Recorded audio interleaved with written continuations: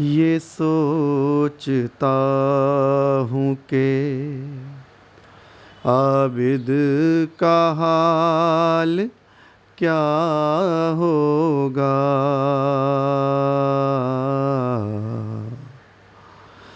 یہ سوچتا ہوں کہ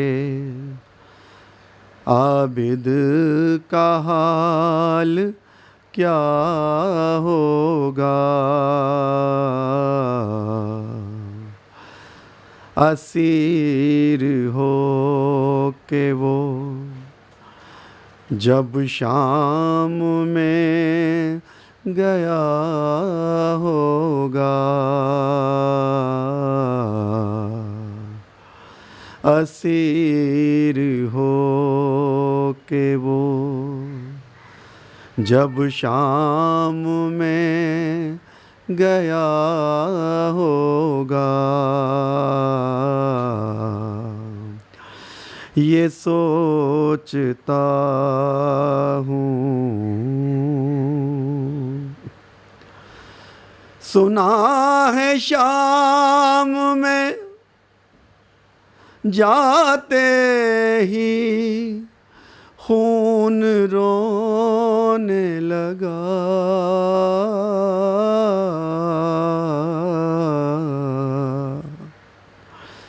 سنا ہے شام میں جاتے ہی خون رونے لگا،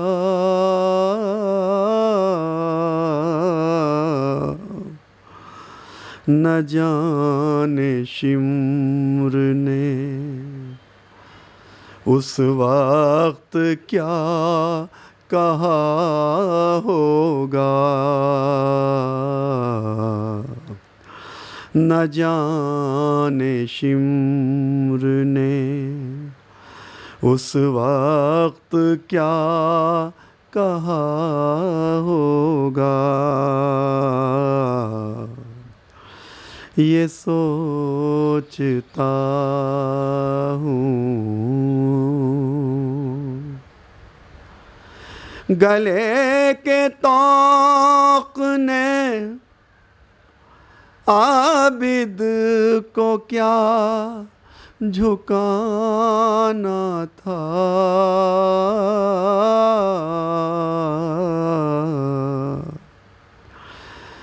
گلے کے طوق نے عابد کو کیا جھکانا تھا،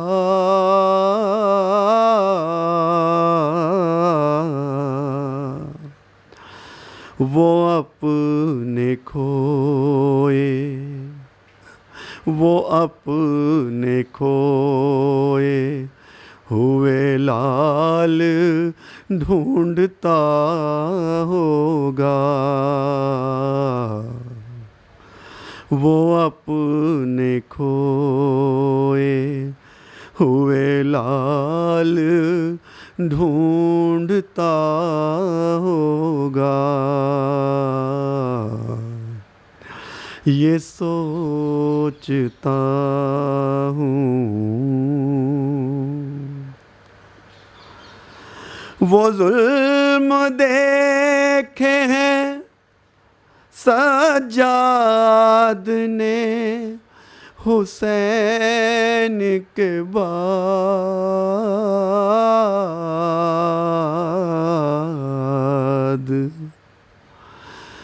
وہ ظلم دیکھے ہیں سجاد نے حسین کے بعد،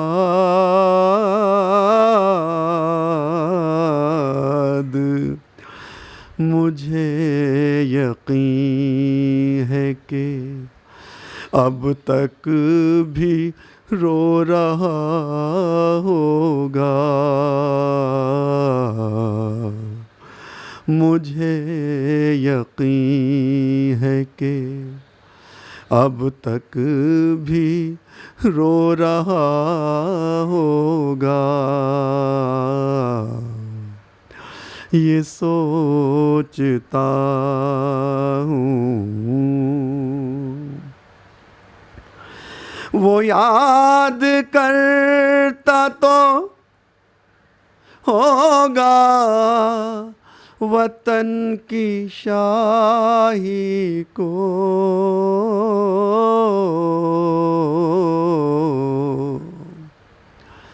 وہ یاد کرتا تو ہوگا وطن کی شاہی کو،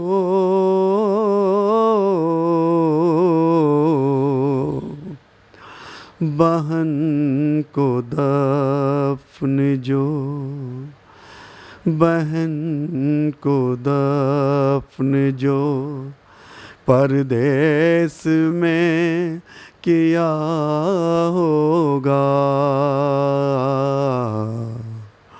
بہن کو دفن جو پردیس میں کیا ہوگا، اسیر ہو کے وہ جب شام میں گیا ہوگا، یہ سوچتا ہوں، یہ سوچتا ہوں، یہ سوچتا ہوں۔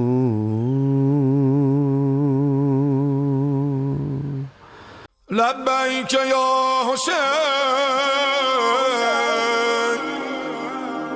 لبیک یا حسین،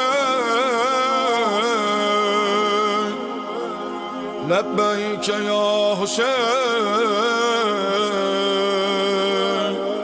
لبیک یا حسین، لبیک یا حسین، لبیک یا حسین۔ أعوذ بالله من الشيطان الرجيم. بسم الله الرحمن الرحيم. الحمد لله رب العالمين،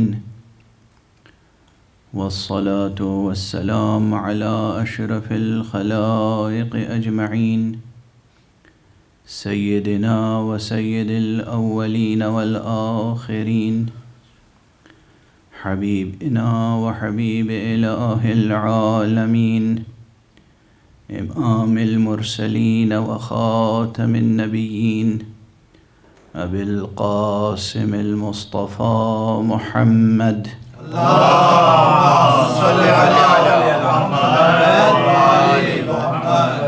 وعلى أهل بيته الطيبين الطاهرين الهداة المهديين المعصومين المظلومين، واللعنة الدائمة على أعداء الحق والدين. أما بعد، فقد قال الله تعالى عز اسمه في محكم كتابه ومتقن خطابه.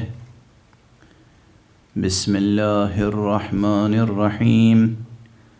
ألم تر كيف ضرب الله مثلا كلمة طيبة كشجرة طيبة أصلها ثابت وفرعها في السماء، تؤتي أكلها كل حين بإذن ربها، ويضرب الله الأمثال للناس لعلهم يتذكرون.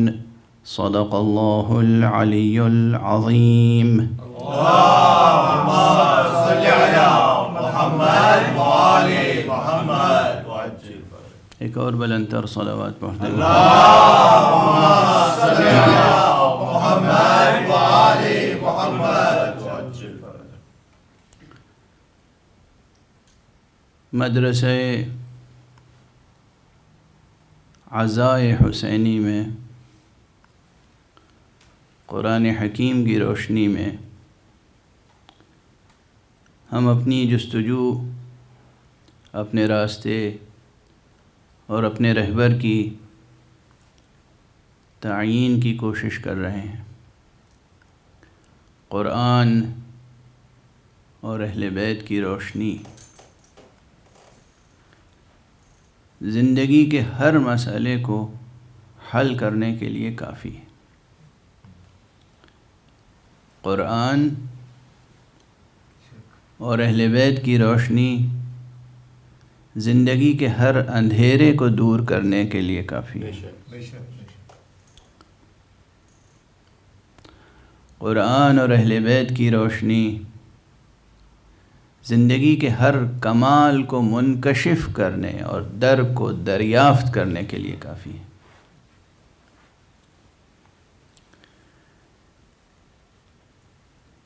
ظاہر ہے کہ ہر چیز کے شرائط ہوتے ہیں،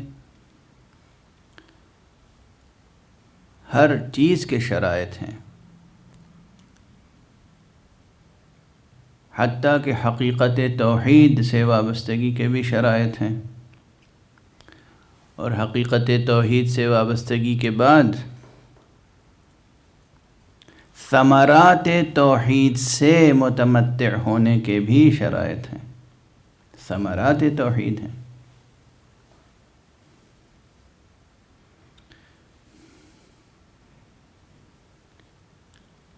وہ حدیث مشہور و معروف حدیث حضرت ثامن الحجج امام علی ابن موسیٰ الرضا علیہ السلام کی، اللہم صلی علی محمد وآل محمد، اسی حقیقت کی طرف اشارہ کرتی ہے۔ آپ نے اعلان فرمایا کہ کلمۃ لا الہ الا اللہ حصنی، حق سبحانہ و تعالیٰ کا ارشاد ہے۔ اللہ سبحانہ و تعالیٰ فرماتا ہے حدیث قدسی میں، وہ بھی وہ حدیث قدسی جو ایسے سلسلہ سند کے ساتھ ہم تک پہنچی ہے کہ اس سلسلہ سند سے متعلق بزرگان محدثین کہتے ہیں کہ صرف اس سلسلہ سند کو کسی دیوانے پر پڑھ کے دم کر دو تو ہوش مند ہو جائے گا۔ سبحان اللہ۔ کسی مجنون کو اگر عاقل بنانا ہو، اور خدا کی قسم یہ جملہ امام احمد ابن حنبل کا ہے، امام احمد ابن حنبل اور ان کے علاوہ اور محدثین یہ کہتے آئے ہیں اور اس سے عملاً تجربہ کرتے آئے ہیں، اور میں سمجھتا ہوں کہ اس فقرے میں جو معنویت ہے وہ بہت گہری ہے۔ جنون کی بھی قسمیں ہیں اور علاج کی بھی قسمیں ہیں۔ اگر کوئی شخص جنون میں مبتلا ہو تو اسے عاقل بنانے کے لیے یہ سلسلہ سند کی قراءت کافی ہے۔ یعنی کیا؟ یہ کس قسم کا جنون ہوگا جس کے لیے اس سلسلہ سند کی قراءت کافی ہے؟ یہ سلسلہ سند پہچان لے کہ ہمیں واقعاً نور و عقل و علم و عرفان کہاں سے مل سکتا ہے۔ سبحان اللہ۔ یہ سلسلہ سند ان اسماء مبارکہ میں، ان مبارک ناموں میں وہ تاثیر ہے کہ انسان عقل اور ہوش و خرد کی دولت سے مالا مال ہو سکتا ہے۔ تو وہ حدیث کیا ہے؟ حدیث قدسی کے کلمۃ لا الہ الا اللہ حصنی، کلمہ لا الہ الا اللہ میرا قلعہ ہے، قلعہ توحید، قلعہ توحید، قلعہ لا الہ الا اللہ۔ آج دنیا میں ملت اسلامیہ جتنی بھی کمزوریوں میں مبتلا ہو، پھر بھی اس کا یہ شرف محفوظ ہے کہ وہ کلمہ لا الہ الا اللہ سے وابستہ ہے، سبحان اللہ۔ جتنی بھی کمزوریاں ہوں۔ میں عذر تراشی نہیں کر رہا ہوں، روزانہ آپ کے سامنے بہت ہی نسبتاً تلخ و تند لہجے میں کہہ رہا ہوں کہ اپنی کمزوریاں دور کریں، کمالات حاصل کریں، جہالت کو دور کریں، فقر و افلاس و ناداری کو دور کریں، نفرتوں اور منافقتوں کو دور کریں، علم حاصل کریں، محبت حاصل کریں، قوتیں حاصل کریں، شجاعتیں حاصل کریں، لیکن اس پر بھی توجہ رہے کہ جو سرمایہ آپ کے پاس پہلے سے موجود و محفوظ ہے وہ ہاتھ سے جانے نہ پائے، اور وہ ہے یہ نعمت کلمہ طیبہ لا الہ الا اللہ۔ سبحان اللہ۔ پوری دنیا کی قومیں، دوسری قومیں ایک طرح کے حسد میں مبتلا ہیں، محسوس نہیں کرتے ہیں آپ؟ جیسے اسلام سے حسد ہے، مسلمانوں سے حسد ہے، جلن ہے، حسد ہے۔ اب یہ جو حسد اور جلن ہے کس بات کی ہے؟ فقیر سے کون سا حسد؟ کیا کہنے، سبحان اللہ۔ جس کے پاس کوئی سرمایہ نہ ہو، دولت نہ ہو، اس سے کوئی حسد کرتا ہے؟ اگر آپ سے حسد کر رہی ہے دنیا تو اس کے معنی ہے کہ کوئی دولت ہوگی آپ کے پاس سبحان اللہ۔ جس کی وجہ سے حسد ہے۔ کون سی دولت ہے آپ کے پاس؟ کچھ بھی تو نہیں ہے؟ نہیں، سب کچھ ہے۔ یہ ایک دولت ایسی ہے کہ جسے حاصل ہو پھر اس دولت سے اس کے تمام شرائط کے ساتھ وابستہ ہو جائے تو سب کچھ حاصل ہو سکتا ہے اسے، اور وہ ہے دولت کلمہ طیبہ لا الہ الا اللہ۔ دنیا اس وقت چاہتی ہے کہ یہ کلمہ لا الہ الا اللہ مٹ جائے، یہ نقش مٹ جائے، جس نقش کو محمد رسول اللہ صلی اللہ علیہ وآلہ وسلم نے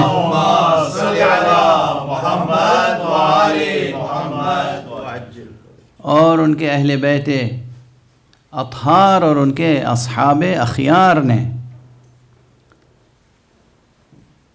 اپنے پاک و پاکیزہ لہو سے تحریر کیا ہے، اس نقش کو ابھارا ہے، متن زندگی پر اس نقش کو ابھارا ہے۔ صرف صحرے کے صحرا پہ تھوڑی، وہ تو ایک شاعرانہ استعارہ ہے، ایک شاعرانہ تشبیہ ہے، متن حیات پر اس نقش کو ابھارا ہے، سبحان اللہ۔ جبین وجود پر اس نقش کو ابھارا ہے اپنے پاک و پاکیزہ لہو سے، لا الہ الا اللہ۔ تو ارشاد الہی ہے کہ کلمۃ لا الہ الا اللہ حصنی، یہ کلمہ لا الہ الا اللہ میرا قلعہ ہے، فمن دخل حصنی امن من عذابی، جو میرے قلعے میں داخل ہو گیا وہ میرے عذاب سے محفوظ ہو گیا، مأمون ہو گیا، وہ امن میں ہے۔ ہاں آپ حضرات دنیا میں امن کی تلاش کرتے ہیں، کرنا بھی چاہیے، ہر جگہ امن قائم کرنے کی کوشش کرنی چاہیے، لیکن یہ نہ بھولیں کہ اصل امن یہ ہے کہ ہم عذاب الہی سے امن میں رہیں۔ سبحان اللہ۔ چنانچہ کافی میں، کتاب شریف کافی، اب ایک تسلسل سے ذہن میں جس ترتیب سے مطالب آ رہے ہیں گزارش کرتا چلا جا رہا ہوں، آپ حضرات ایک صلوات پڑھتے ہیں محمد صلی علی محمد وآل محمد وعجل۔ علامہ ثقۃ الاسلام، ثقۃ الدین والحق،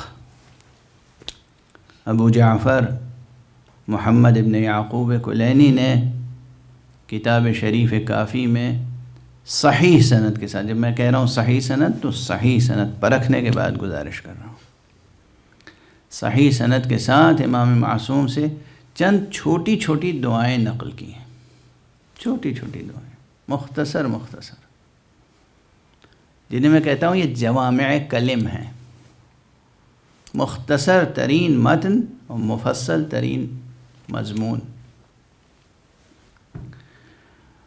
ایک شخص آتا ہے امام معصوم کی خدمت میں اور کہتا ہے کہ آقا کچھ تعلیم فرمائیے، ایسی دعا تعلیم فرمائیے جو میرے لیے کافی ہو جائے۔ دیکھیے کیا مختصر متن ہے اور کتنے مفصل اس میں مطالب ہیں۔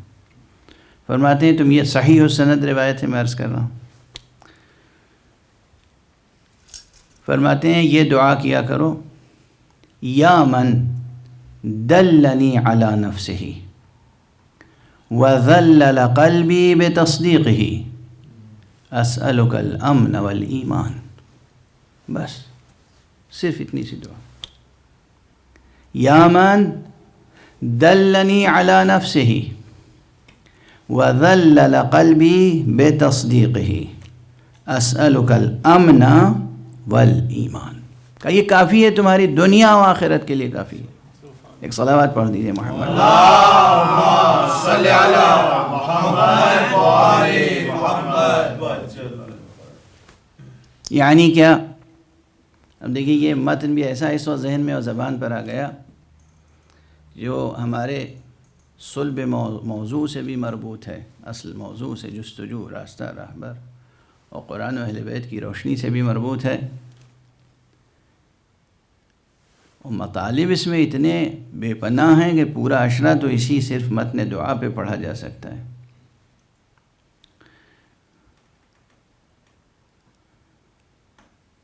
ظاہری ترجمہ تو یہ ہے کہ یا من دلنی علی نفسہ، اے وہ ذات گرامی کہ جس نے مجھے اپنی ذات کی طرف رہنمائی فرمائی. یہیں ٹھہر جائیے. معصوم تعلیم فرما رہے ہیں ایک غیر معصوم کو، ایک عام آدمی کو. ایک عام آدمی جب کھڑے ہو کے حق سبحانہ و تعالیٰ کی خدمت کی بارگاہ میں کچھ دعا کرے گا تو ایک شرط بڑی یاد رکھیے گا. عموماً لوگ کہتے ہیں دعائیں قبول نہیں ہوتی. کوشش کیجئے، سعی کیجئے کہ مقام دعا میں جتنے بھی الفاظ زبان سے ادا ہو رہے ہوں، دل اور دماغ کے ساتھ، آپ اپنے وجود کے ساتھ واقعاً ان الفاظ کے معانی کی تصدیق کر رہے ہوں. یعنی جو لفظ ادا کر رہے ہوں وہ آپ کی طلب ہو. ایسا نہ ہو کہ طلب کچھ اور ہے اور لفظیں کچھ اور. مجھے معلوم نہیں کہ وضاحت ہو پائی یا نہیں.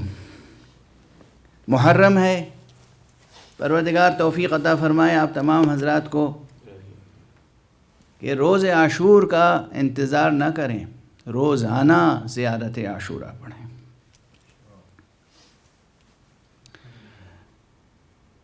سن 61 ہجری کے بعد تو ہمارے لیے خدا کی قسم ہر روز روز عاشور ہے.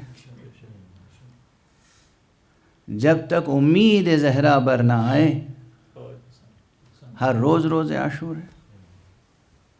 اگر یہ احساس بیدار نہیں ہے نا، حقیقت میں یہ احساس بیدار نہیں ہے، حقیقت میں یہ احساس بیدار نہیں ہے، تو ہم علم و ایمان اور آگہی کی بہت ہی پس سطح پر ہیں. میں کچھ اس سے بھی زیادہ سخت تعبیر اختیار کرنا چاہ رہا تھا مگر میں نے سنبھال لیا اپنے آپ کو. جب تک آرزو محمد عربی صلی اللہ علیہ وآلہ وسلم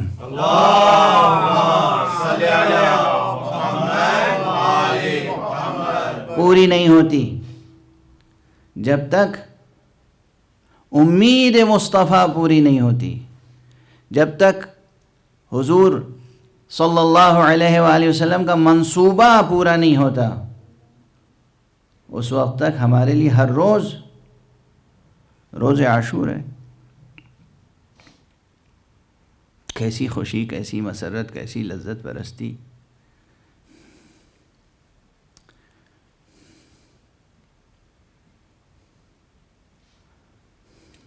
ہے سخت مرحلہ ہے. بہرحال زیارت عاشورہ روز پڑھا کریں. زیارت عاشورہ میں جو کلمات ہیں، الفاظ ہیں، فقرے ہیں، کیا ہیں؟ بہت سے لوگ حاجت کچھ ہوتی ہے، اس حاجت کو طلب کرنے کے لیے زیارت عاشورہ پڑھتے ہیں. یعنی خود زیارت عاشورہ میں جو مطالب ہیں، جو مطالبے ہیں، جو طلب ہے زیارت عاشورہ میں، اس میں جو دعائیہ فقرے ہیں، ان دعائیہ فقروں کے مضامین سے کوئی تعلق نہیں ہے. تعلق کس چیز سے ہے؟ صرف کوئی ایک طلب اپنی. یہ طلب پوری ہو جائے، اس کے لیے اس پورے متن کو کس لیے استعمال کر رہے ہیں؟ ذریعہ، وسیلہ. ذریعہ وسیلہ، لیکن اس وسیلے، اس متن، یہ جو مضمون معصوم نے سکھایا، اس میں جو دعائیں ہیں، جو طلب ہے، اس طلب سے دل کا کوئی تعلق نہیں ہے۔ توجہ رکھیے گا، مشکل مرحلہ ہے۔ اس میں جو طلب ہے کہ آقا ہمیں آپ سے محبت ہے اور آپ کے دشمنوں سے ہمیں براءت ہے، ہم ان سے بری ہیں، ان کے عمل سے بری ہیں، اور ہماری آرزو یہ ہے، طلب یہ ہے کہ پروردگار ہمیں آپ کے خون ناحق کا انتقام لینے کے لیے امام برحق، امام معصوم، امام منتظر کے ساتھ جہاد کا شرف عطا فرمائے۔ یعنی ظہور امام کی بہترین دعا تو خود زیارت عاشوراء ہے۔ یہ جتنے بھی مضامین ہیں، انا سلم لمن سالمکم وحرب لمن حاربکم، جس نے آپ کے ساتھ صلح کی ہماری صلح اس کے ساتھ ہے، جس نے آپ کے ساتھ جنگ کی اس کے ساتھ ہماری جنگ ہے۔ اس سے کوئی تعلق نہیں، اس مضمون سے۔ الفاظ دہرا رہے ہیں کس لیے؟ طلب کچھ اور ہے۔ اور فرمائیں کیا تضاد ہے، کیا تناقض ہے، کیا تضاد ہے۔ تو پہلی شرط یہ ہے واقعاً استجابت دعا کی۔ اس تمام شرائط کے نہ ہونے کے باوجود دعائیں بعض لوگوں کی قبول ہو جاتی ہیں، یہ محض لطف الہی ہے، یہ کرم الہی ہے۔ ورنہ قبولیت دعا کے شرائط بھی ہم پورے نہیں کرتے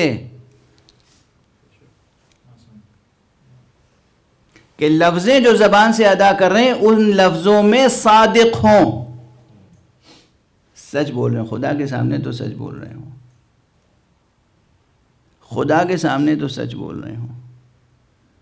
الفاظ کے معنی ہے کہ ہم یہ چاہتے ہیں اور مراد کچھ اور فرما رہے ہیں آپ۔ بہرحال یہ ذہن عالی میں رہے کہ جب حق سبحانہ و تعالیٰ کی بارگاہ میں ہو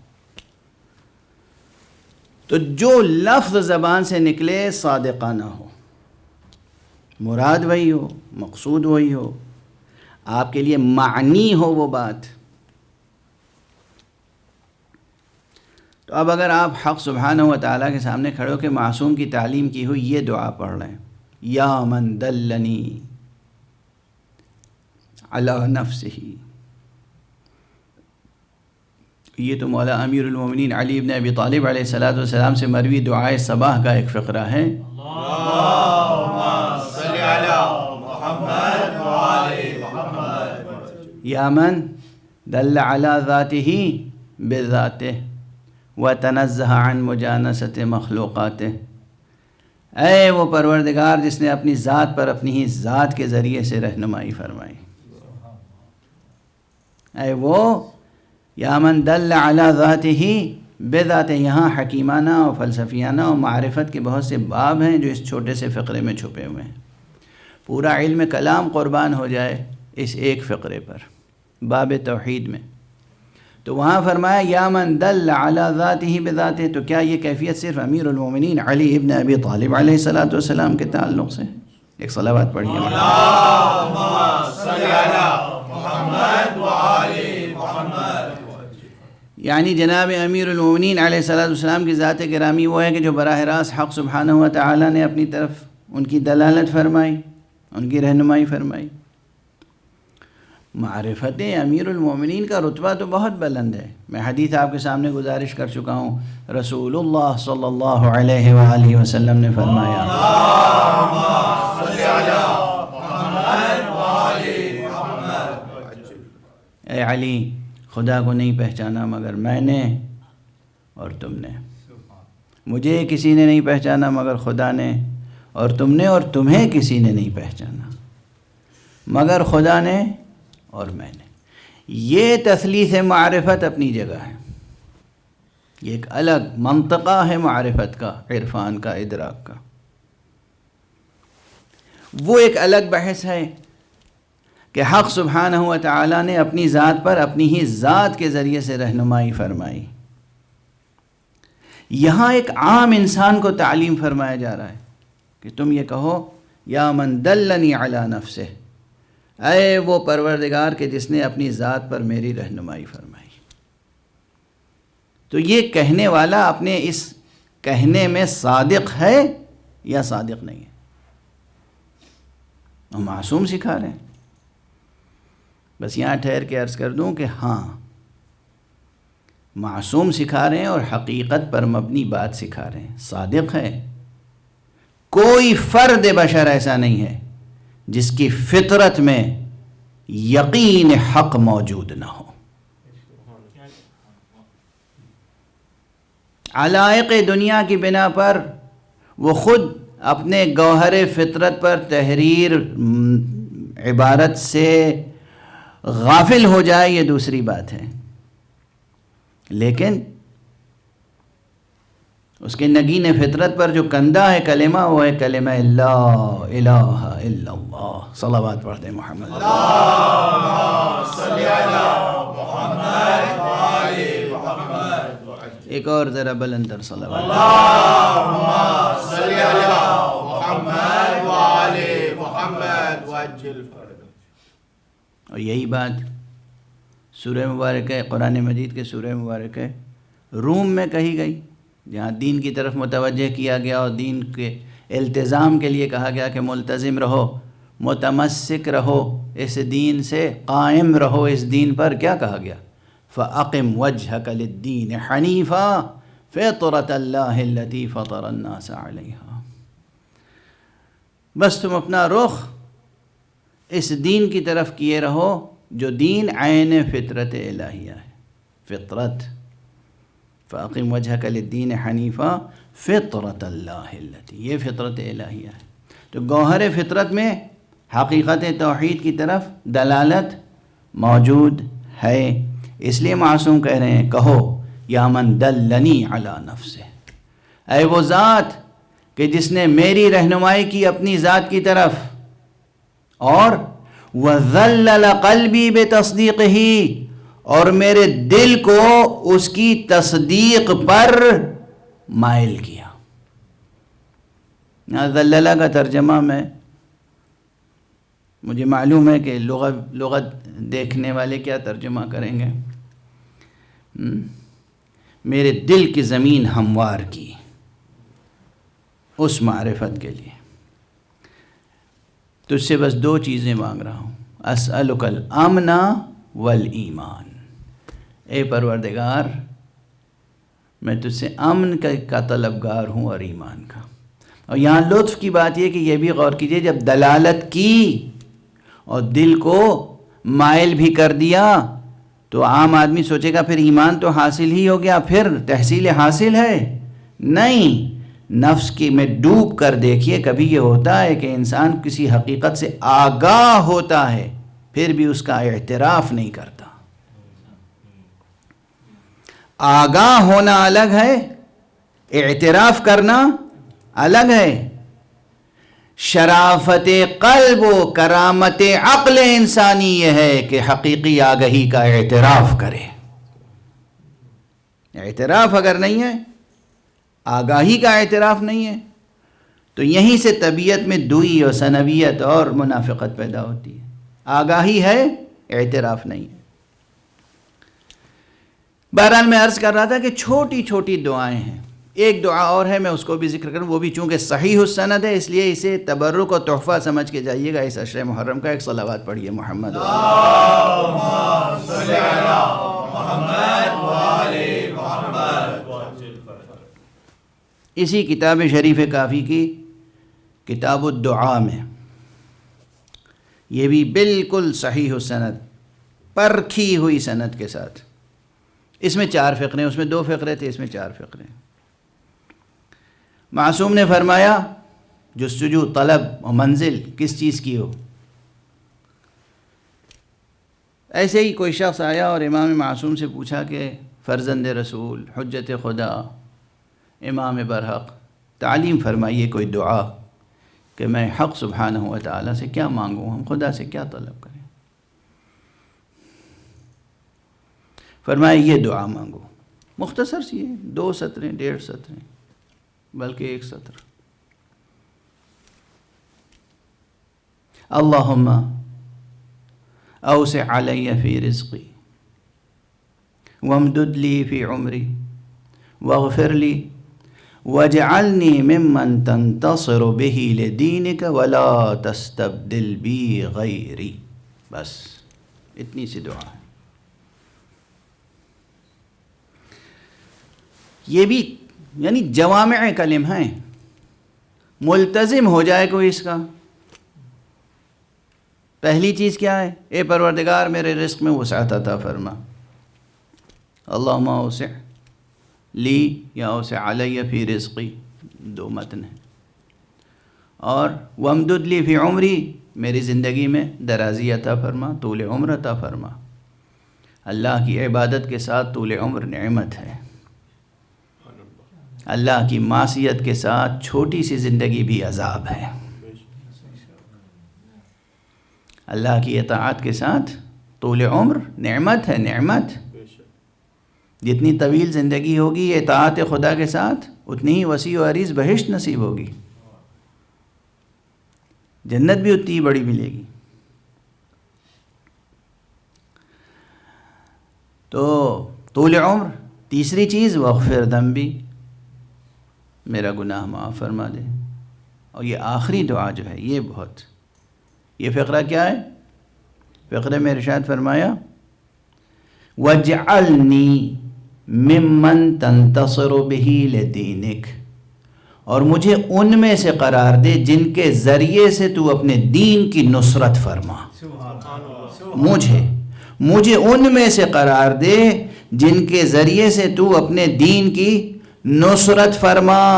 وَاجْعَلْنِي مِمَّن تَنْتَصِرُ بِهِ لِدِينِكَ وَلَا تَسْتَبْدِلْ بِي غَيْرِي، اور میری جگہ کسی اور کو نہ لے آنا. تبدیلی نہیں چاہتا میں یہ نہیں چاہتا کہ یہ خدمت مجھ سے نہ لے کر کسی اور سے لی جائے. نصرت دین مجھی سے لینا، میری جگہ کسی اور کو، یعنی مجھ سے یہ خدمت سلب کر کے کسی اور کو تفویض نہ کرنا. یہ بہت بڑی بات ہے. زندگی میں پروردگار لوگوں کو خدمت کے موقع دیتا ہے،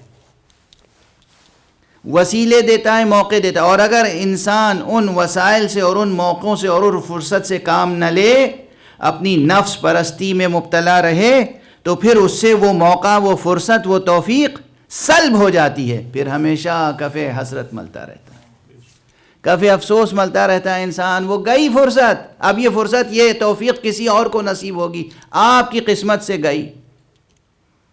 یہاں دعائے پروردگار وَاجْعَلْنِي مِمَّن تَنْتَصِرُ بِهِ لِدِينِكَ، مجھے ان میں قرار دے جن کے ذریعے سے تو اپنے دین کی نصرت فرمائے گا.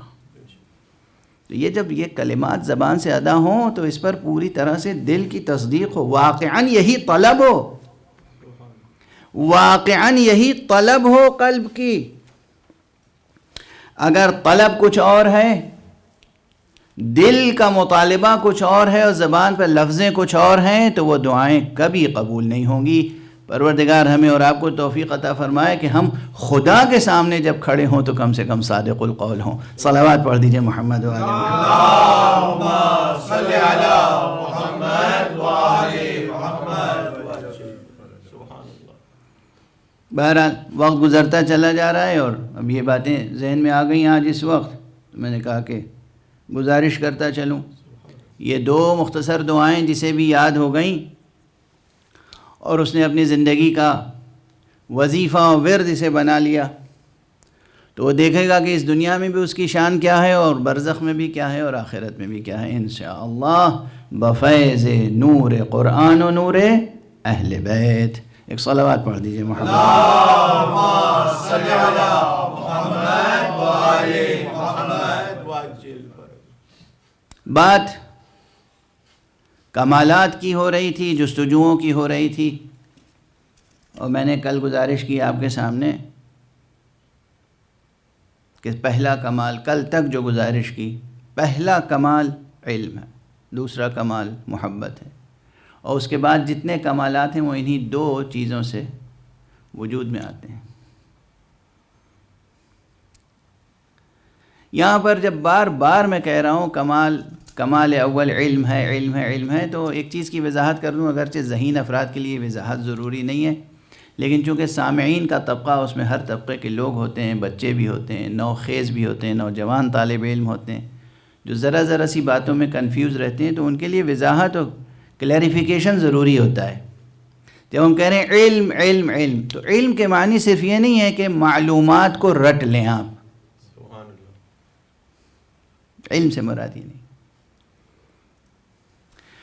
ٹرمینالوجیز اور ڈیفینیشنز اسے رٹتے چلے جائیں، اور ہر موقع پر معلوم ہوا کہ انسائکلوپیڈیا اٹھا لی کوئی ایبریجڈ ایڈیشن مختصر سا، اور اس میں دنیا کے ہر علم کی اصطلاحیں ہیں، ہر علم کی، ہر ڈسپلن کی، ہر سائنس اور ہر آرٹ کی ٹرمینالوجیز ہیں، اسے رٹ لیا، ڈیفینیشن رٹ لی، اور اس کے بعد موقع بے موقع جہاں زبان کھولی بس وہ بیان کرنا شروع کر دیا۔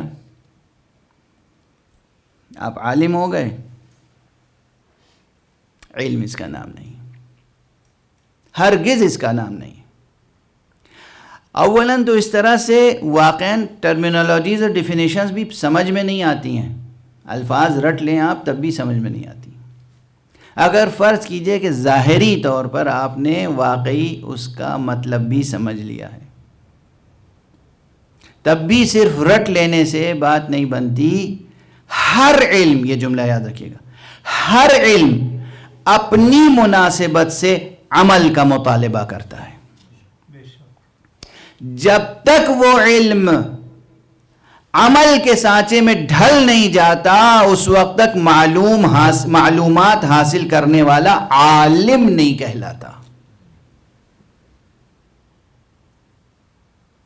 ہر علم اپنی نسبت سے عمل چاہتا ہے۔ میں مثال عرض کر دوں، اور جب تک علم معلومات حاصل کرنے کے بعد جب تک عمل میں ٹرانسفر نہ ہو، عمل میں ٹرانسلیشن نہ ہو، ورڈ ٹو ورڈ ٹرانسلیشن نہیں، word to action translation, word to word translation نہیں، ورڈ ٹو ایکشن ٹرانسلیشن، یہ جب تک ٹرانسلیشن نہ ہو اس وقت تک کمال نہیں پیدا ہوتا۔ جسے کمال کہہ رہا ہوں میں، کمال کہ علم کمال ہے، نہیں، علم کمال وہ ہے جو صاحب کمال سے جدا نہیں ہوتا، یہ ہے جوہر کمال۔ لیکن رٹا ہوا مضمون آج رٹا اور دہرایا نہیں، کل بھول جائیں گے۔ جو لوگ صرف رٹتے ہیں زبان سے، وہ پھر رٹتے ہی رہتے ہیں پوری زندگی، دہراتے ہیں روزانہ دہراتے ہیں تاکہ بھولنے نہ پائیں۔ لیکن یقین کیجئے کہ اگر وہ علم عمل میں ایکشن، وہ ورڈ ایکشن میں ٹرانسلیٹ ہو گیا، پھر آپ کو دہرانے کی ضرورت نہیں ہے، پھر دوسرا بھی غلط پڑھے گا تو یہاں یاد آ جائے گا کہ صحیح یہ ہے۔ اب جملہ بہت بڑا ہے اور فاصلہ بہت بڑا طے کر رہا ہوں میں ایک جملے میں، تاکہ جوہر مجالس عزائے محرم بھی برقرار رہے۔ بہت ہیں حافظ دنیا میں قرآن کے، آپ دیکھیں گے روزانہ وہ دہراتے رہتے ہیں۔ میں نے دیکھا ہے مکہ مکرمہ مسجد نبوی میں نے دیکھا ہے کہ نماز پڑھانے سے پہلے جو نماز پڑھانے کے لیے آتے ہیں، وہ پہلے وہ حصہ، وہ ٹکڑا جو نماز میں پڑھنا ہے اسے دہراتے رہتے ہیں۔ حافظ ہیں، بچپن سے حفظ کیا ہے قرآن، بچپن سے قرآن مجید حفظ کیا ہے، اور نہ جانے کتنوں کو حفظ کرایا ہے، مگر نماز پڑھنے سے پہلے وہ پھر وہ ٹکڑا، وہ رکوع، وہ سورہ جو پڑھنے جا رہے ہیں، وہ میں نے خود اپنی آنکھوں سے دیکھا ہے، وہ رٹتے ہیں دوبارہ تاکہ وہاں جا کر کہیں بھول نہ جائیں۔ واضح ہے؟ آپ زندہ ہیں، زندگی بھر کوئی کام نہیں ہے، تنخواہ ہی پا رہے ہیں صرف قرآن رٹنے اور قرآن سنانے کی، پھر بھی یہ خطرہ لگا ہوا ہے کہ کہیں مصلی پر کھڑے ہوں تو بھول نہ جائیں۔ ایک یہ مثال ہے، ایک وہ مثال ہے اس قاری قرآن کی کہ جس کا جسم گھوڑوں سے پامال کیا جا چکا ہے، سر نو کے نیزہ پہ بلند ہے، لیکن قرآن کی تلاوت ہو رہی ہے۔ ابھی میں باب مصائب میں داخل نہیں ہو رہا ہوں، لیکن یہ حوالہ یاد رکھیں، یہ حوالہ یاد رکھیں. ماہ مبارک، ماہ منور محرم ہے. ہر علم، ہر فن اپنی مناسبت سے عمل کا مطالبہ کرتا ہے، جو مولا امیر المومنین علی ابن ابی طالب علیہ السلام نے ارشاد.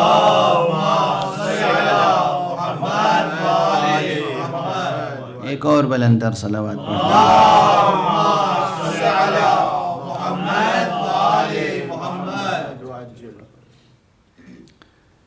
فرمائے. مشہور فقرہ ہے، میں بار بار ممبر پہ عرض کرتا رہتا ہوں کہ آپ نے فرمایا العلم یہتف بالعمل، علم عمل کو آواز دیتا ہے.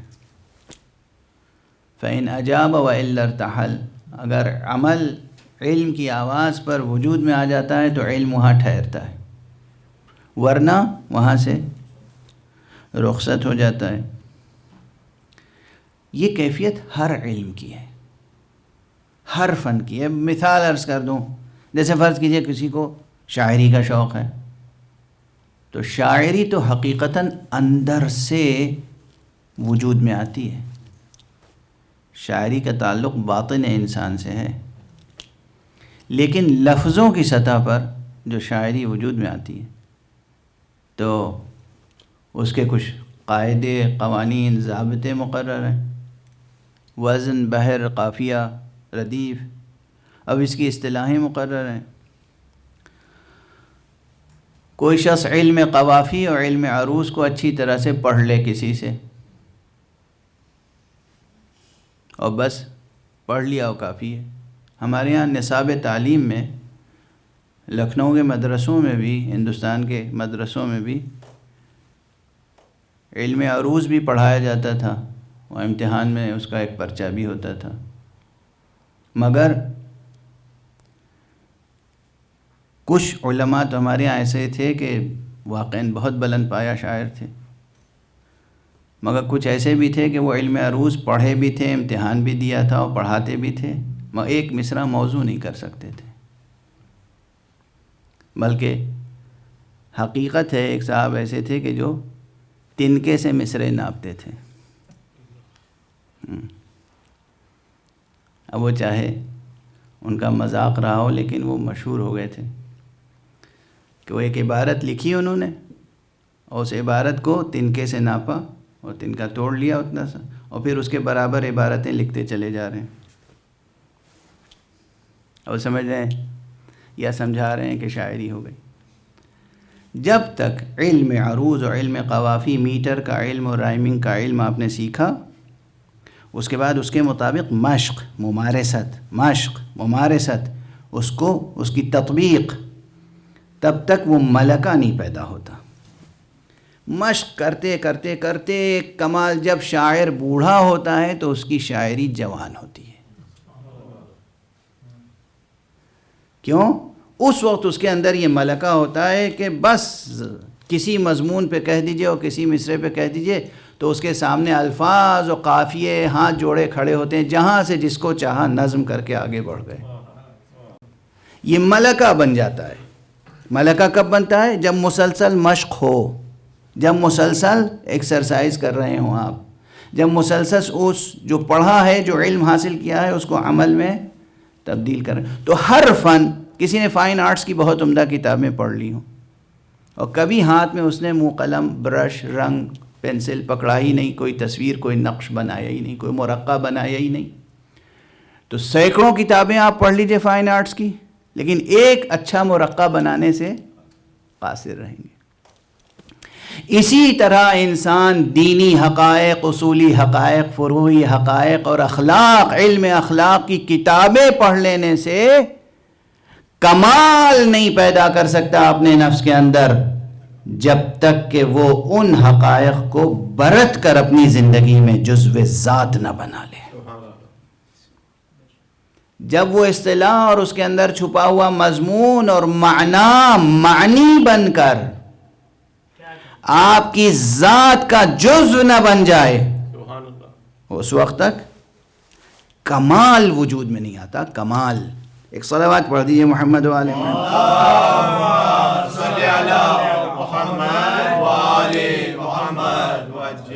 یہ ساری گفتگو اس لیے ہے کہ ہم اس قابل ہو جائیں، میں جو دعا کر رہا ہوں آج کل، ہم اس قابل ہو جائیں کہ ہم اور ساری انسانیت اس علم اور فضل اور ذہانت کے اس رتبے پہ آ جائیں کہ ہم محمد اور آل محمد علیہم الصلاۃ والسلام کی معرفت حاصل کر سکیں، ان سے وابستہ ہو سکیں، ہم نام گرامی حسین اور پیام حسینی کو سمجھ سکیں اور اختیار کر سکیں۔ یہ گفتگو اس سلسلے میں۔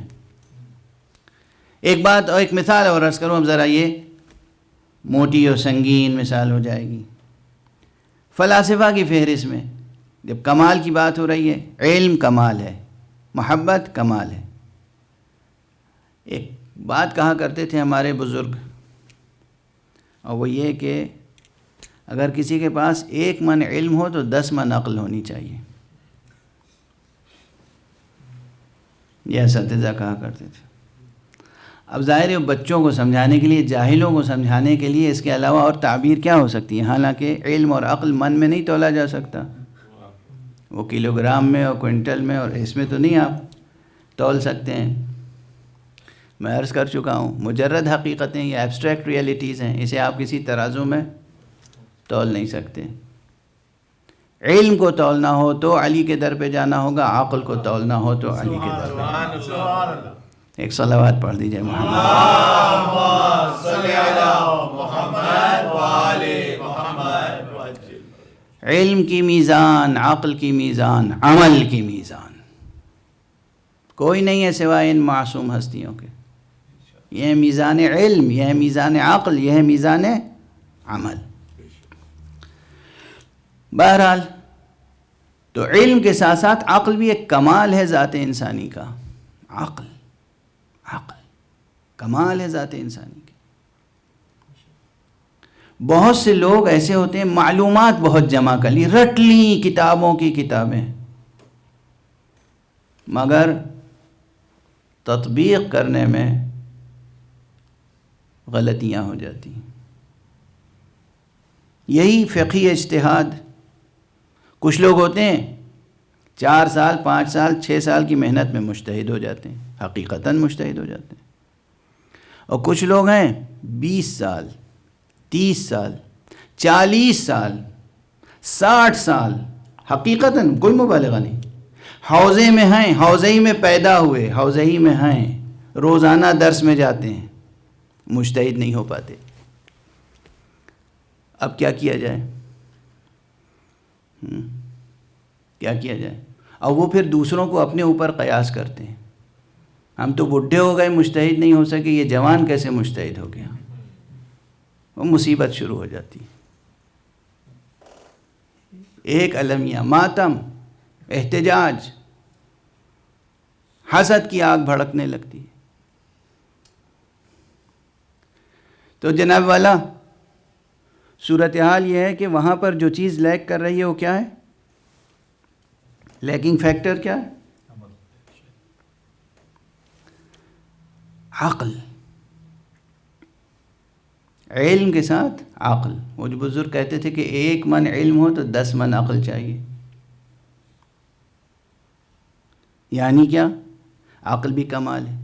یہ عقل بھی حق سبحانہ و تعالی نے فطرت انسانی میں، ذات انسانی میں، روح انسانی میں رکھا۔ یہ روح انسانی کا ایک ڈائمنشن ہے جسے عقل کہتے ہیں۔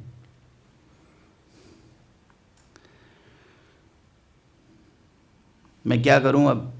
ظاہر ہے کہ یہ سب کو معلوم ہے کہ یہ گفتگو کس ماحول میں ہو رہی ہے۔ پوری دنیا پر کووڈ-19 اور یہ کورونا کا سایہ ہے، تو سامنے میرے جو بیٹھا ہوا مجمع ہے وہ مختصر سا ہے، اس لیے میرا لہجہ، میری آواز، میری باتیں، مطالب سب متاثر ہیں اس سے۔ لوگ جو گزشتہ سال میری مجلسیں سن چکے ہیں اس سے قیاس کر رہے ہیں، تو آپ کا یہ قیاس باطل قیاس ہے۔ آپ یہ نہ سمجھیے کہ میں کوئی ایسا شخص ہوں جو رٹے ہوئے مطالب ہیں اور ایکشن ہیں سیکھے ہوئے کہ وہ کرنا ہے ممبر پر، یہ کام میرا نہیں ہے۔ تو جو باتیں عرض کر رہا ہوں اسے ان گزارشات کو سماعت فرمائیں اور گوش دل سے سماعت فرمائیں۔ ایک صلوات پڑھیں محمد والے۔ اللہم صلی علی محمد وآل محمد۔ ایک اور بلند صلوات پڑھیں۔ اللہم صلی علی محمد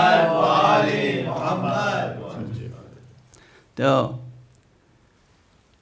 حق سبحانہ و تعالیٰ نے علم کا بیج آپ کی فطرت میں بو دیا ہے، اور عقل بھی آپ کی فطرت میں موجود ہے. پھر جو کہا جا رہا ہے علم حاصل کرو، علم حاصل کرو، علم حاصل کرو، یعنی وہ جو گوہر فطرت میں موجود ہے اس کو پروان چڑھاؤ.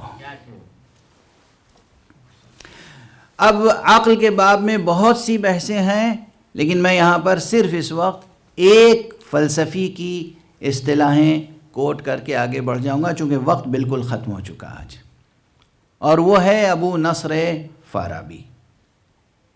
عظیم فلسفی، عظیم حکیم، عظیم دانشمند تاریخ اسلام میں، اور بلکہ پورے فلسفی کی ہسٹری میں. ارسطوٹل کو کہا جاتا ہے معلم اول، اور فارابی کو کہا جاتا ہے معلم ثانی. معلم ثانی فارابی، ابو نصر، اس نے اپنے ایک مقالے میں عقل کے 3 مراتب سے متعارف کرایا ہے. کا ایک ہے جسے کہتے ہیں عقل ہیولانی، یا اسی کو کہتے ہیں عقل بالقوہ. دوسری منزل ہے عقل بالفعل، اور تیسری منزل ہے عقل مستفاد. بعض نے 5، بعض نے 7 مراتب عقل کے معین کیے ہیں. دوسرے فلاسفہ ابن سینا اور ملا صدراء اور میر باقر داماد جو استاد ملا صدراء ہیں، وہ سب اقوال اس فقیر کی نگاہ میں ہیں، لیکن دامن وقت میں گنجائش نہیں ہے، اور سب پر بحث کرنے کے لیے مستقل ایک باب چاہیے. 3 عقل بالقوہ کیا ہے، یا عقل ہیولانی، یعنی چیزوں کو سمجھنے کی قدرت اللہ نے آپ کی ذات میں رکھی ہے. دیکھیے زمینیں ہوتی ہیں نا، زمینوں کی قسمیں ہوتی ہیں. کچھ زمینیں ہوتی ہیں کہ جہاں دھان اور گیہوں بوئیں آپ، چھیٹیں روپیں، مگر وہ اگے گا نہیں، جمے گا نہیں. وہ زمین، وہ مٹی اسے قبول نہیں کرے گی. بعض جگہوں پر کہتے ہیں کہ یہ علاقہ جو ہے وہ دھان کے لیے بہت اچھا ہے، اور یہ علاقہ جو ہے گنے کے لیے بہت اچھا ہے نا. کم سے کم ہندوستان پاکستان کی یہ جو ہندوستان پاکستان بنگلہ دیش، یہ جو پورا ایک علاقہ ہے بر صغیر کا سب کانٹیننٹ، اس میں زرعی کلچر رہا ہے، اور اللہ کرے کہ محفوظ رہے صنعتی تباہ کاریوں سے، صنعتی کلچر کی تباہ کاریوں سے، اور سرمایہ داروں کے عیاریوں سے. خدا کرے کہ یہ کسان سلامت رہیں، کسانوں کے دست و بازو سلامت رہیں، ان کی زمینیں پانی سے سینچی جائیں، نفرت اور خون سے نہ سینچی جائیں.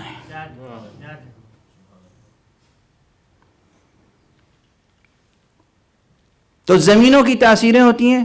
کہیں آم کے درخت لگتے ہیں، دنیا کے ہر ملک میں آم ہوتا ہے کیا؟ نہیں ہوتا. کہیں خوب لگائیے آم، لگے گا نہیں.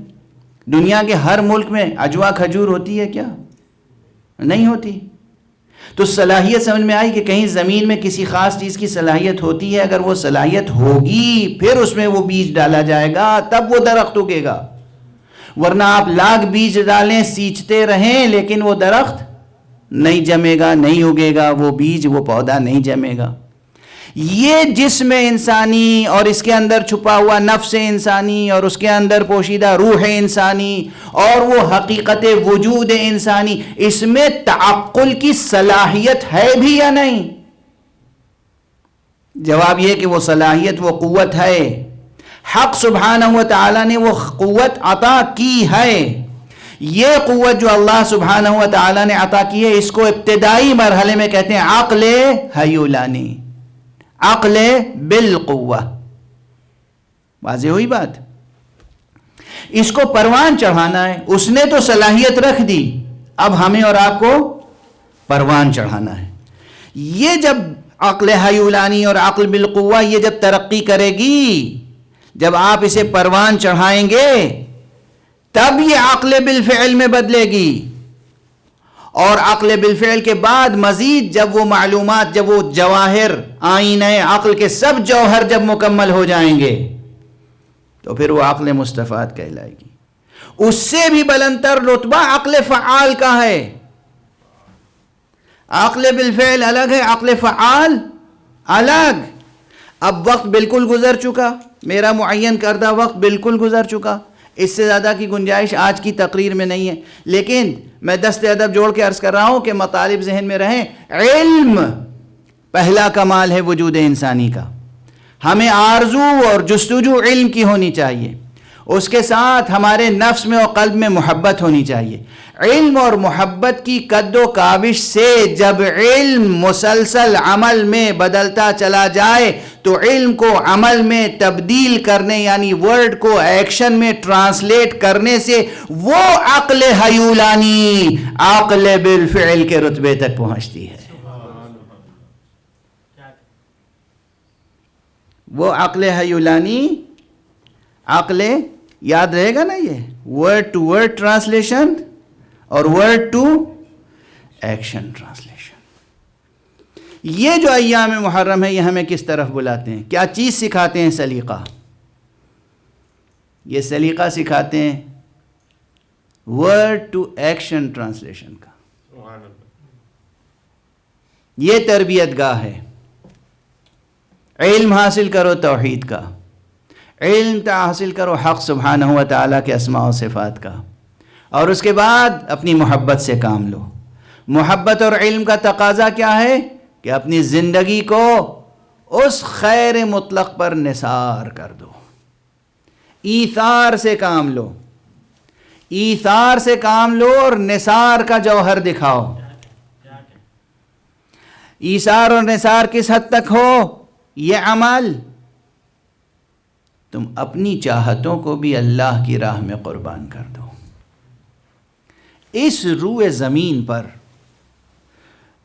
پائی جانے والی محبت کی قسموں میں سب سے عظیم و نفیس قسم وہ محبت ہے جو ماں کو بچوں سے ہوتی ہے.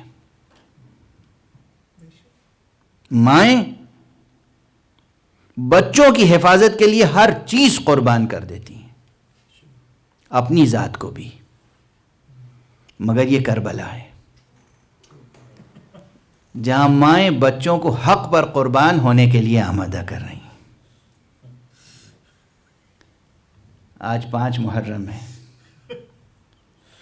آج خصوصیت کے ساتھ ایک ایسی ماں کا تذکرہ ہوتا ہے جو کربلا میں اپنے بھائی کے حق میں بھی ماں کی جگہ حرمت و عظمت و اہمیت رکھتی ہے. زینب کبریٰ، ثانی زہرا. بس اب دامن وقت میں بالکل گنجائش نہیں رہ گئی. میدان کربلا میں 1-2 نہیں یوں تو 9 مائیں تھیں جن کے بچے شہید ہوئے ہیں. 9 مائیں ایک جائزے کے مطابق. ممکن ہے کہ کوئی شخص مزید تحقیق کرے اور اس میں کوئی اضافہ ہو سکے. اب تک جو میری اطلاع میں ہے 9 مائیں ہیں جن کے بچے حق پر قربان ہوئے ہیں. مگر ان بچوں میں اور ان ماؤں میں رتبے تو ہیں، رتبوں کا فرق ہے. زینب کے ہم رتبہ کون خاتون ہو سکتی ہے؟ نہ کوئی زینب کے ہم رتبہ ہو سکتا ہے، نہ کوئی بچہ زینب کے بچوں کے برابر ہو سکتا ہے. زینب کے 2 بچے ہیں،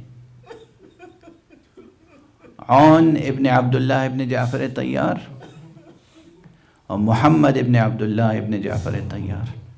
وہ تاریخی اختلاف اپنی جگہ ہے کہ محمد اور عون دونوں بی بی کی اولاد تھے یا صرف عون بی بی کے فرزند تھے، لیکن یہ بی بی تھیں. یہ تو سب کے بچوں کو اپنے بچوں کی طرح پالتی تھیں. اور کربلا میں عون و محمد دونوں زینب ہی کے بچے کہلائے. روزانہ ہر صبح اور ہر شام جو کربلا میں گزرتی تھی زینب اپنے بچوں کو یہی سکھاتی تھی کہ ماموں پہ کیسے قربان ہونا ہے، حسین پہ کیسے قربان ہونا ہے.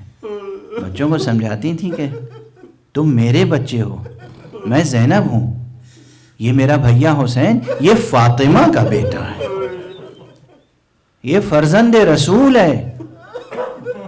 یہاں صرف اپنا رشتہ نہ دیکھنا کہ تم وہ ماموں ہیں اور تم بھانجے ہو، یہ حجت خدا ہیں، یہ امام معصوم ہیں، یہ ولی اللہ ہیں، ان پر قربان ہونا ہے. اب شعراء نے، ادباء نے، خطباء نے اپنے اپنے انداز میں ہمیشہ بیان کیا، اور وہ باتیں جو ممکن تھیں، جو ایک ماں اپنے بچے سے جن محبتوں اور الطاف کا اظہار کر سکتی تھی، شعراء نے خوبصورتی سے نظم کیا ہے اور منظر نگاریاں کی ہیں. میرے پاس اب اس وقت دامن وقت میں بالکل گنجائش نہیں ہے کہ شب بھر کس طریقے سے گیسوؤں میں شانے کیے، کس طریقے سے پیار کیا، کس طریقے سے سجایا. یہ بالکل بچے نہیں تھے، نوجوان تھے جنہیں عرف عام میں بچہ ہی کہا جاتا ہے، اور بیٹا تو ماں کی نظر میں کتنا ہی بڑا ہو جائے بچہ ہی ہوتا ہے. عون و محمد دونوں پر حضرت امام زمانہ نے زیارت ناحیہ میں خصوصی سلام کہا ہے، اور اس میں ان کے اوصاف بیان کیے ہیں. یعنی عون و محمد کم عمری کے باوجود ان میں علم بھی تھا، معرفت بھی تھی، شجاعت بھی تھی، کمالات انسانی جمع تھے، کمالات معنوی جمع تھے. وہ فقرے زیارت ناحیہ کے اگر پڑھ لیں آپ تو اندازہ ہوگا کہ عون و محمد کا رتبہ کیا ہے، ان کی شخصیت سامنے آئے گی. حلیف الایمان، الناصح للرحمن، التالی للمثانی والقرآن، یہ سب امام زمانہ نے یا امام حسن عسکری علیہ السلام نے حضرت عون کے فضائل بیان کیے ہیں. 3-4 فقرے ہیں لیکن کمال سامنے آتا ہے جناب عون کا. شب عاشور گزری، شب بھر ماں بیٹوں کو سمجھاتی رہی. صبح عاشور آئی، اصحاب نے قربانیاں دیں، اور جب اہل بیت کے افراد شہید ہونے لگے تو ایک مرتبہ بس یہ دونوں بچے آئے ماموں کے پاس. ماموں جان ہمیں بھی اجازت دیجیے. سرکار سید الشہداء نے ایک مرتبہ نظر اٹھا کے نظر بھر کے دیکھا، جوان بھانجے، نوجوان بھانجے عون، محمد، ہر ایک ان میں سے شبیہ حضرت جعفر طیار ہے. امام حسین کی آنکھوں میں آنسو ہیں، مگر بھانجے مچل رہے ہیں. کہا بچوں تم اپنے ماں کے لیے وجہ تسلی ہو. کہا ماں ہی نے تو سجا کے بھیجا ہے، یہ تلوار کمر میں ماں نے حمائل کی ہے، میدان کی طرف جانے کے لیے ماں نے بھیجا ہے. امام نے دونوں کو پیار کیا اور میدان کربلا میں جانے کی اجازت دی. روایتوں میں دونوں بچوں نے بے پناہ جنگ کی ہے، یادگار جنگ کی ہے، نوخیز ہیں، نو عمر ہیں، مگر خوب جنگ کی ہے، بے پناہ جنگ کی ہے. نہ جانے کتنے قتل کیے دشمن، لیکن کب تک جنگ کرتے. کہتے ہیں دشمنوں نے گھیرا ڈال کے دونوں بچوں کو چاروں طرف سے حملہ کرنا شروع کیا. اب تیر ہیں، نیزے ہیں، تلواریں ہیں.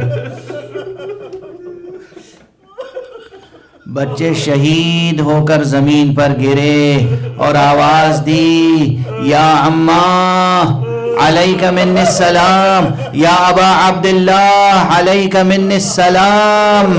اے ابو عبداللہ، اے فرزند رسول، یا ابن رسول اللہ، آپ پر ہمارا آخری سلام ہو.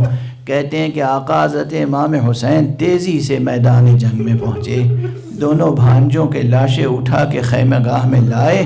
یہاں پر آپ سنتے رہتے ہیں جب بھی کسی شہید کا لاشا آتا تھا، جو اصحاب میں سے ہوتے تھے انہیں فسطاط میں رکھتے تھے، جو بنی ہاشم میں سے ہوتے تھے ان کو الگ خیمے میں لاتے تھے جہاں بیبیاں ماتم کرتی تھیں، بیبیاں پرسہ دیتی تھیں ایک دوسرے کو. جب یہ لاشیں آئے ہیں، ہر لاشا جب آتا تھا تو اس لاشے کا استقبال زینب کرتی تھیں، لیکن جب عون و محمد کا لاشا لے کر سید الشہداء آئے ہیں تو جناب زینب نظر نہیں آئیں. پوچھا، زمین پر لاشا رکھا، بہن زینب کہاں ہیں؟ کہہ دو بہن زینب سے ان کی قربانیاں قبول ہو گئیں. بیویوں نے کہا زینب وہ گوشے میں سجدہ شکر ادا کر رہی ہے، پروردگار تیرا شکر میری کمائی سوارت ہوئی. فاطمہ کے لال پر میرے بچے نثار ہو گئے. انا للہ و انا الیہ راجعون. رضا بقضائہ و تسلیما لامرہ، رضا بقضائہ و تسلیما لامرہ. پروردگار ہمیں علوم قرآن اور معارف اہل بیت سے آشنا فرما. پروردگار ہمارے بچوں میں جرأت و ہمت و حوصلہ و علم و عقل کا نور جگا دے. پروردگار ہماری زندگیوں سے اندھیرے دور ہو جائیں، اجالے ہی اجالے پیدا ہو جائیں. معبود ہمارے ملک میں، ہماری قوم میں امن، عافیت، علم، آگہی کی روشنی پیدا ہو جائے. ہر طرح کے ظلم و جبر کا سلسلہ ختم ہو جائے. پروردگار پورے کرۂ ارض پر اس کرۂ ارض کو کرۂ نور بنا دے. معبود علم اور حسن عمل سے اسے کرۂ نور بنا دے. اس کرۂ خاکی کو ظہور حضرت حجت سے کرۂ نور بنا دے. پروردگار ہمارے سروں پر علماء اعلام کا، علماء روحانیین کا سایہ برقرار رہے. خصوصیت کے ساتھ رہبر انقلاب اسلامی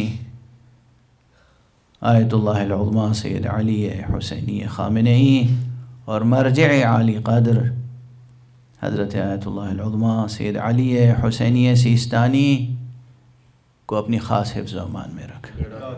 پروردگار وارث پرچم حسینی حضرت ولی عصر کو اذن ظہور عطا فرما اور ان کے ہاتھوں سے اپنی رافت و رحمت و عدالت کا پرچم ہے.